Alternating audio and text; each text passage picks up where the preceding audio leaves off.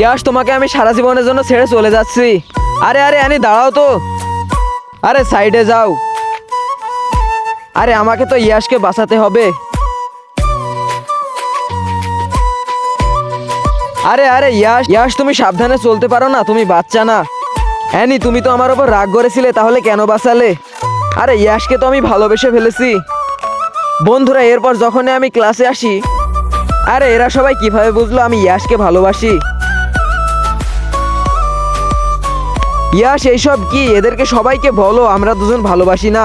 আরে কি হলো ইয়াশ, বলো না। আরে তোমরা সবাই ঠিকই বলেছিলে আমি অ্যানিকে ভালোবাসি, কিন্তু অ্যানি আমাকে ভালোবাসে না। অ্যানি, এরা সবাই জানে আমরা দুজন দুজনকে ভালোবাসি।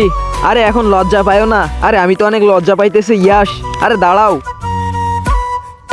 অ্যানি, প্রথমে পাপ্পি দাও, না হলে যেতে দেব না।